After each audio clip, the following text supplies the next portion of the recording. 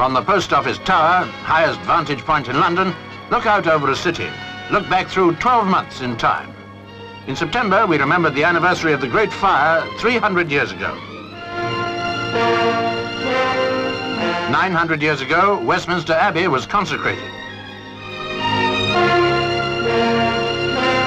And in 1066, the Norman conquest began with the Battle of Hastings.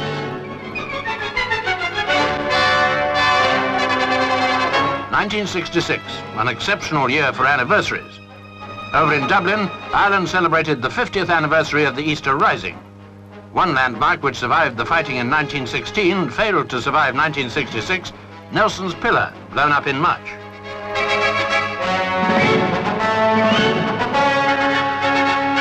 A more constructive news item was the opening of Britain's longest road bridge by the Queen Mother in August, the Tay Bridge. Only a month later, the link between the West Country and South Wales was opened by the Queen, the bridge over the Severn. You have rebuilt a bridge which for centuries has lain fallen between the churches of Rome and Canterbury. So the Pope described his historic meeting with Archbishop Ramsay, the first of its kind for 400 years. Seems it's easier to bridge the barriers of outer space. This year saw the climax of the American-Germany program, a prelude to the mission to the moon.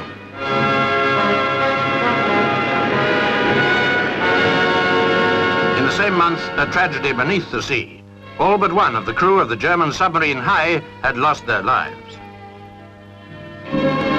And no survivors from a holiday tragedy in August off the Cornish coast.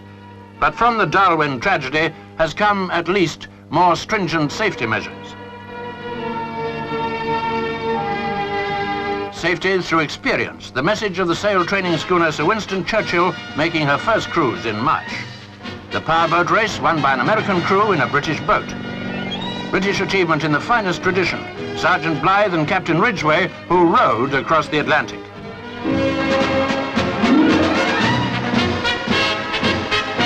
The same spirit inspires Francis Chichester, who left in August to sail single-handed round the world. Emerging from a Cheddar cave after a lone vigil of 130 days, David Lafferty set a world record, but later in the year it was bettered by a Frenchman. Emerging from the cockpit of her Piper Comanche, Sheila Scott, after her record solo flight round the world, the longest ever made. Tragedy in the air. 89 British holidaymakers lost their lives when a Britannia crashed in Yugoslavia, one of the worst aviation disasters of 1966. It was in January that 470 million people lost their leader with the death of India's Prime Minister, Lal Bahadur Shastri. He was succeeded by Mrs. Indira Gandhi. Within days of Mr. Shastri's death, Nigeria lost her Prime Minister, Sir Abubakar Tafawa Balewa.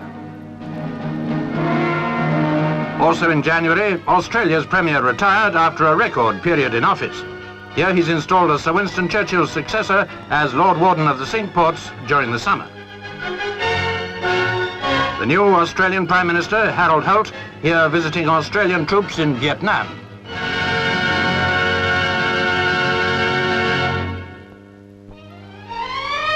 As for Britain's Prime Minister, well, the general election in March brought Harold Wilson back to number 10 with just the sort of majority he'd been hoping for.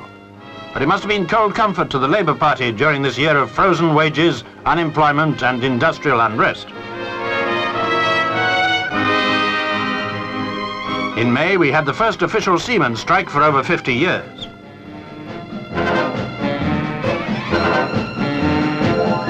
In the same month, another strike, inland from Scarborough, the biggest strike of natural gas ever made in Britain. The gas field under the North Sea had been discovered by Seagem, which sank on Boxing Day. Early in January, her successor, Sea Quest, was launched in Belfast. 13 lives were lost on Seagem. 11 people were killed in this disaster when tanks of liquid gas exploded at a refinery near Lyon.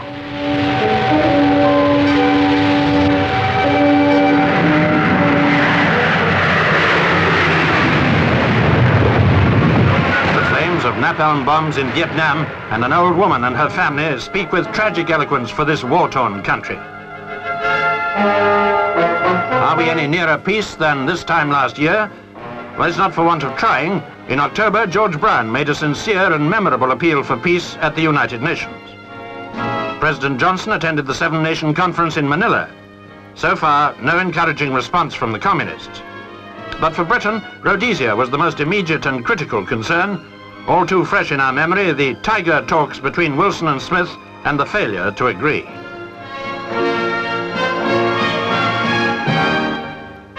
One of the most sinister pictures we released was of a crowd of teenagers, the notorious Chinese Red Guards. Fanatically devoted to Mao Zedong, these youngsters have become the most powerful influence in a country of over 700 million. In August, a group of elderly women experienced this fanaticism at first hand. They were nuns evicted by the Red Guards from their convent in Peking. After a fearful journey to Hong Kong, one of them was to die from her ordeal.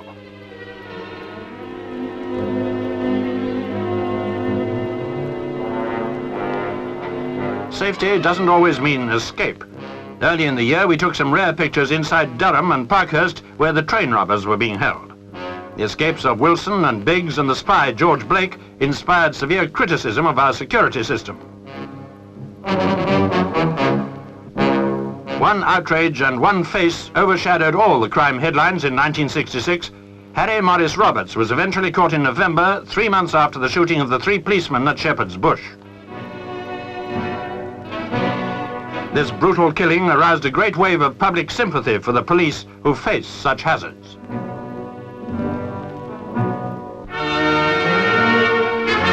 Hazard is no stranger to the mining communities of Wales, but never has there been a disaster like Aberfan. Who can forget that fearful Friday in October when the falling tip made a burial mound for 144, 116 of them children.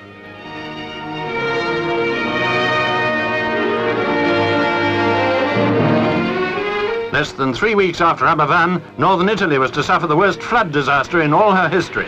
Tens of thousands lost their homes, more than 200 lost their lives.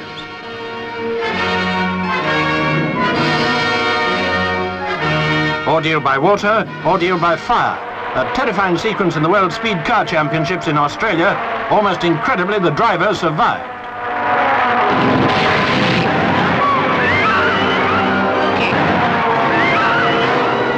Over in America, the Indianapolis 500 lived up to its notorious reputation.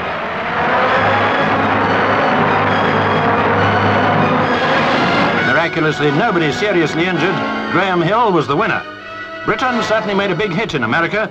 Prince Philip's tour in the spring gave a tremendous fillip to the charity funds of the Variety Club.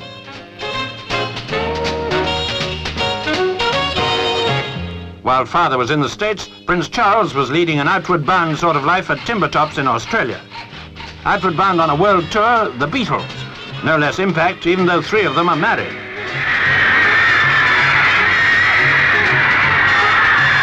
George Harrison married Pattie Boyd in January. In June, wedding bells for boxer Henry Cooper, twin brother George on the left. But Henry certainly didn't do so well with his other match. More fisticuffs in Holland during a royal wedding. Strong feelings about Princess Beatrix marrying a German, Herr Klaus von Amsberg.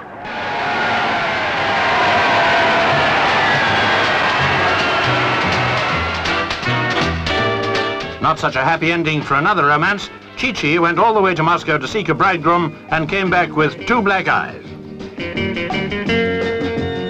Other mammals with more chances of finding a mate, Europe's first bunny club opened in London in June.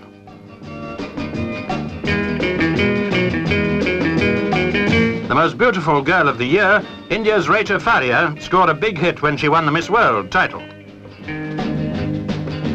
A big hit in a different field, Gary Sobers acclaimed as one of cricket's greatest all-rounders after the Test series.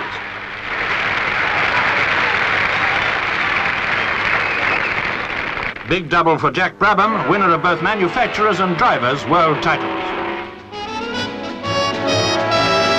Big disappointment for British winners of the Monte Carlo Rally, disqualified on a technicality about headlamps.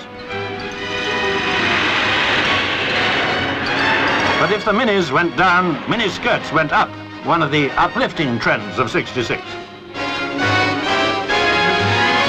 Up and over at Aintree, and victory for Anglo and Tim Norman in the National.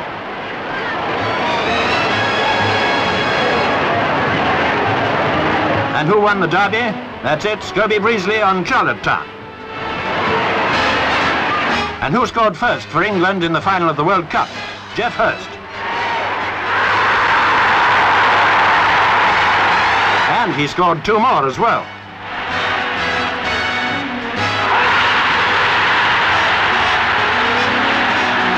What better finale than England's World Cup triumph over West Germany? One of the happiest news events of 1966.